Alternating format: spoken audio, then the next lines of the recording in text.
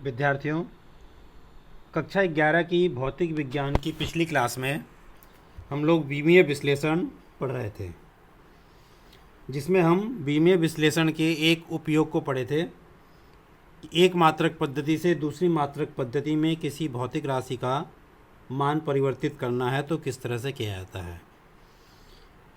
बीमीय विश्लेषण के दो और अनुप्रयोग हैं। इन दोनों अनुप्रयोगों को हमें आज पढ़ना है। दूसरा अनुप्रयोग हमारा किसी भौतिक समीकरण के बीमीय संतुलन का परीक्षण करना है। पिछली कक्षा में हमने एक समांग्यता का नियम पढ़ा था। इस समांग्यता के नियम के अनुसार कोई भी भौतिक समीकरण बीमीय रूप से सत्य माना जाता है यदि वो इन नियमों का पालन करे। नियम: यदि भौतिक समीकरण में दो राशियां जोड़ी या घटाई जा रही हैं तो उन दोनों राशियों की बीमा एक समान होनी चाहिए। कहने का अर्थ है कि जो भौतिक राशियां समान बीमा की होती हैं वही जोड़ी या घटाई जा सकती हैं। जैसे यदि आपसे कहा जाए कि 2 किलो आलू प्लस 3 किलो आलू मिलकर कितना हुआ, तो आप कहेंगे 5 किलो आलू। लेकिन यदि कहा जाए 2 किलो आलू में 2 मीटर कपड़ा जोड़िए, तो क्या यह संभव है कि जोड़ा जा सकता है? नहीं, क्योंकि यह दोनों भौतिक राशियों की बीमाएं अलग अलग हैं। तो जिस प्रकार हम 2 किलो आलू में 2 मीटर कपड़ा नहीं जोड़ सकते हैं, इसी प्रकार दो भौतिक राशियां यदि एक बीमा नहीं रखती हैं तो वह जोड़ी या घटाई नहीं जा सकती हैं। दूसरा नियम कि किसी भी समीकरण के बाएं पक्ष में और दाएं पक्ष में बीमाएं एक समान होनी चाहिए। इन दोनों नियमों का पालन जो भी समीकरण करेगी वह बीमीय संतुलन के आधार पर सत्य मानी जाएगी, और इसी आधार पर हम किसी भी समीकरण की बीमीय सत्यता की जांच करते हैं। आइए हम एक उदाहरण से इसको समझते हैं। आपके स्क्रीन पर उदाहरण एक दिखाई दे रहा है कि माना कि h ऊंचाई से गिरने पर पिंड द्वारा अर्जित वेग का संबंध v = √2gh है। यानी कि h ऊंचाई से किसी पिंड को गिराया जाए तो जब वह धरती पर गिरेगा तो उसमें एक वेग होगा। उस वेग का सूत्र है, संबंध है v = √2gh, जहाँ v गिरने पर पिंड का वेग है, h ऊंचाई है, g गुरुत्वीय त्वरण है और 2 यहाँ पर एक नंबर है। अब इसका परीक्षण करने के लिए हमें इसके बाएं पक्ष में और इसके दाएं पक्ष की बीमा निकालनी होगी। यदि दोनों तरफ बीमाएं समान हैं तो यह समीकरण सत्य मानी जाएगी। इसमें जो भौतिक राशियां प्रयोग की जा रही हैं उनकी बीमाएं इधर दाहिनी तरफ आपके लिखी हुई हैं। v वेग की बीमा होती है LT-1, g त्वरण होता है, त्वरण की बीमा होती है LT-2, h ऊंचाई होता है, ऊंचाई की बीमा होती है L।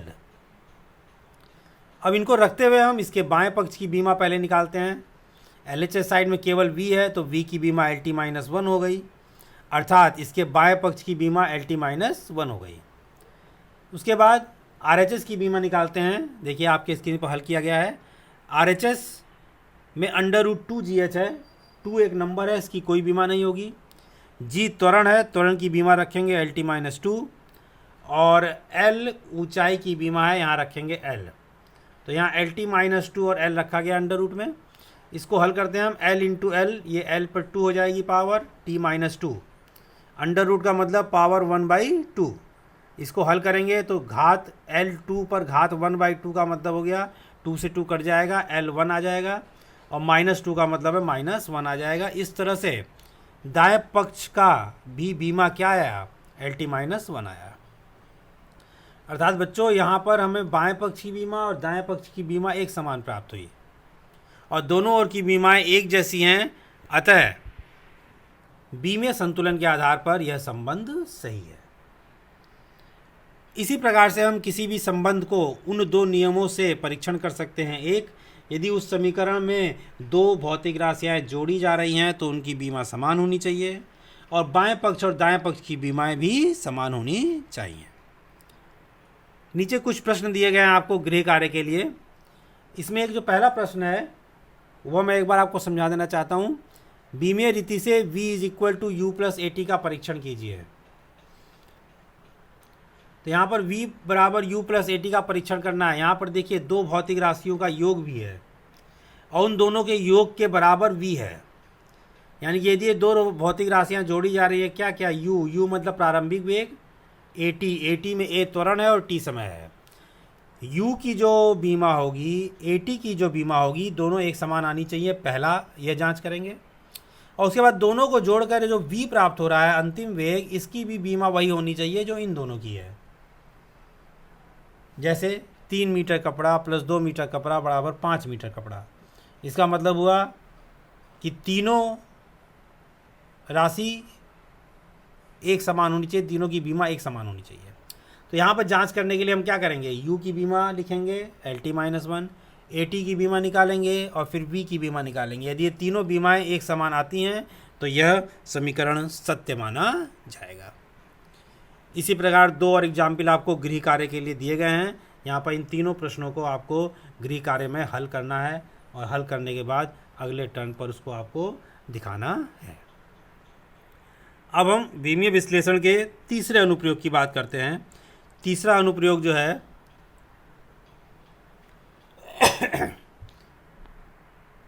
वह है विभिन्न भौतिक राशियों में संबंध स्थापित करना। यदि हमें किसी भौतिक राशि में यह ज्ञात हो कि यह इन विभिन्न राशियों पर निर्भर करती है, तो हम विमीय संतुलन से उन राशियों में संबंध स्थापित कर सकते हैं। कहने का अर्थ है कि मान लीजिए हमें एक राशि पता है कि ये इन राशियों पर निर्भर करती है, कैसे निर्भर करती है यह ज्ञात नहीं है, तो हम विमीय संतुलन के आधार पर उसका सूत्र निकाल सकते हैं। लेकिन यहाँ पर सीमा यह है कि वहाँ पर जो बीमा रहित राशियाँ होंगी या कांस्टेंट कोई होगा, उसका मान हम यहाँ ज्ञात नहीं कर सकते हैं, लेकिन बीमा जिनकी है उनका संबंध स्थापित कर सकते हैं। और आपको यह क्लियर हो जाएगा इस उदाहरण से। देखिए उदाहरण लिखा है, सरल लोलक का दोलन काल निम्न राशियों पर निर्भर करता है। दोलन काल कहिए चाहे आवर्त काल कहिए, किन किन राशियों पर निर्भर करता है। मान लीजिए हमें ज्ञात है कि यह संभावना है कि सरल लोलक का आवर्तकाल पहला गोलक के द्रव्यमान m पर निर्भर करता है, दूसरा उस सरल लोलक के धागे की लंबाई l पर निर्भर करता है और तीसरा गुरुत्वीय त्वरण g पर निर्भर करता है। अब सूत्र स्थापित करना है, तो मान लीजिए कि यह इन पर निर्भर करता है, यदि तो इन पर निर्भर करेगा किसी न किसी संबंध से। हो सकता है द्रव्यमान के वर्ग के अनुक्रमानुपाती हो, 3 घात के अनुक्रमानुपाती हो, या माइनस में नीचे हो। तो हमें इसकी घात निकालनी है। इसकी घात निकालने के लिए हम मान लेते हैं कि m पर निर्भर हुआ इस तरह से करता है कि m की घात a है। अब a का जो मान आएगा उससे संबंध निकल जाएगा। l की घात मान लेते हैं b है और g की घात c है। यानी कि संबंध में यह m, l और g पर यदि निर्भर कर रहा है तो उनकी घातों को पहले हम a, b, c एक चर मान लेते हैं। बाद में हम इन a, b, c का ही मान ज्ञात कर लेंगे तो सूत्र स्थापित हो जाएगा। डायरेक्टली प्रोपोर्शनल का साइन हटा के एक कांस्टेंट k लगा लेते हैं। यहाँ पर इस कांस्टेंट k को हम k ही रहने देंगे, क्योंकि इस कांस्टेंट का मान हम बीमीय आधार पर ज्ञात नहीं कर सकते हैं। इस कांस्टेंट का मान प्रयोगों इत्यादि से ज्ञात किया जा सकता है। अब t इज इक्वल टू आपने लिख दिया k m raise to the power a, l raise to the power b और g raise to the power c। अब यहाँ पर a, b, c का मान निकालना है। इसको निकालने के लिए हम पहले दोनों तरफ सभी भौतिक राशियों की बीमाएं रख देते हैं। तो दोनों तरफ भौतिक राशियों की बीमाएं रखेंगे हम। तो देखिए t आवर्त काल है। आवर्त काल का मतलब होता है समय। समय की बीमा होती है t केवल। तो हम यहाँ पर 3 कम से कम लिख रहे हैं, तो m की पावर 0 हो जाएगी क्योंकि m उसमें है नहीं, l भी 0 हो जाएगा, केवल t पर 1 हो जाएगा क्योंकि t समय की बीमा होती है। दूसरी तरफ द्रव्यमान है, द्रव्यमान की बीमा m होती है, m पर पावर a हो जाएगा। लंबाई की बीमा l होती है, l पर पावर b हो जाएगा। गुरुत्वीय त्वरण की बीमा LT-2 होती है, इस पर पावर c हो जाएगा। अब इसको हल करते हैं। बाएं पक्ष में तो कोई दिक्कत नहीं है, m की घात, m कहीं और आ नहीं रहा है तो m की घात a ही रहेगी। l आपका यहाँ भी आ रहा है, LT-2 में भी आ रहा है और यहाँ भी है। यहाँ पर l की घात b है, यहाँ पर l की घात आप देखेंगे c है। तो दोनों घातें जुड़ेंगी तो L पर घात क्या हो जाएगी, B प्लस सी हो जाएगी। अब T यहाँ पर है, केवल T पे घात -2 है और -2 पर फिर C है, तो घात से घात का गुणा होगा तो -2C हो जाएगी। अब यदि ये सूत्र है तो सूत्र में दोनों तरफ बीमाएं समान होनी चाहिए, यानी M की बीमा जितनी इधर हो उतनी इधर हो, L की भी जितनी इधर हो उतनी इधर हो। इस बीमे संतुलन से यदि हम देखें तो पहले हम M की घातों को बराबर करते हैं, तो इधर M की घात A है दाएं पक्ष में और बाएं पक्ष में M की घात 0 है, तो A बराबर क्या आ गया, 0 आ गया। इसके बाद हम T को देख लेते हैं, क्योंकि T में एक ही चर है। -2C बराबर इधर 1 है, तो -2C इज इक्वल टू 1 आ गया। हल करेंगे तो C बराबर -1/2 आ गया। अब हम L की घात कंपैरिजन करते हैं। L की घात इधर 0 है और इधर B प्लस सी है। दाएं पक्ष में देखिए L पर क्या है, B प्लस सी, और इधर L पर 0, तो इसको हम बराबर रखेंगे तो B plus C is equal to 0। C का मान -1/2 तो यहाँ ला के रख देंगे, -1/2 इधर आएगा तो B बराबर क्या आ गया, 1/2। इस तरह से हमें A, B और C तीनों का मान प्राप्त हो गया। अब ये तीनों मान हम ले जाकर पहले समीकरण में T is equal to K M की पावर A, L की पावर B और G की पावर C में ले जाकर रख देंगे। तो देखिए अब यहाँ पर रख देते हैं, T बराबर K M की पावर 0 हो जाएगी, यानी कि मास पर ये निर्भर नहीं करेगा। L की पावर 1/2 हो जाएगी, B का मान 1/2 आया है। G पर पावर -1/2 हो जाएगी, क्योंकि C का मान -1/2 आया है। अब M को 0 को तो 1 मान लेंगे, हट गया, ये M पर निर्भर ही नहीं कर रहा है। L की पावर 1/2, G -1/2 को नीचे लाएंगे तो प्लस हो जाएगा, और दोनों की पावर 1/2 है, तो कुल मिला के √L/G लिखा जाएगा, और T is equal to K √L/G, यह हमारा सूत्र स्थापित हो जाएगा।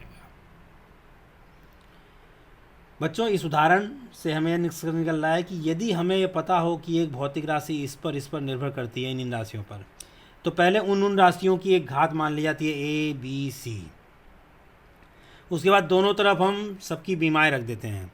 बीमाएं रखने के बाद M, L और T, इनकी घातों को हम दोनों तरफ से संतुलित करके A, B, C में समीकरण प्राप्त करते हैं। 2-3 समीकरण मिलेंगी, उन समीकरणों को हल करके A, B, C का मान निकाल लेते हैं। जब A, B, C का मान निकल जाता है तो उसको ले जाकर सूत्र में रख देते हैं और सूत्र स्थापित हो जाता है। इसी तरीके से आपको नीचे गृह कार्य में 2 प्रश्न दिए जा रहे हैं। इन दोनों प्रश्नों का हल आप इसी विधि से इसी तरह से करेंगे और करके हल करके दिखाएंगे। और इसके अतिरिक्त और भी न्यूमेरिकल्स आपको करने हैं। बीमीय विश्लेषण, यह हमारा तीनों अनुप्रयोग हमें समझ में आ गया, और यह चैप्टर आपका अब यहाँ पर न्यूमेरिकल आपको कर लेना है केवल। आगे हम लोग काइनेमेटिक्स शुरू करने से पहले थोड़ा सा भौतिक गणित पढ़ेंगे। भौतिक गणित पढ़ने का मतलब फिजिक्स में गणित के कुछ ऐसे नियमों का प्रयोग हम आगे करने वाले हैं जो आप इससे पहले नहीं पढ़े हैं, तो उसको हम थोड़ा सा पढ़ेंगे, तब हम काइनेमेटिक्स स्टार्ट करेंगे। आगे आपकी क्लास एक आध लाइव क्लास भी होगी, उसके लिए आपको सूचना दी जाएगी, क्योंकि केमिस्ट्री क्लास आप लोग गूगल मीट पर किए हैं, तो गूगल मीट पर ही फिजिक्स की भी क्लास चलेगी, जिसके लिए आपको आगे सूचित किया जाएगा। धन्यवाद।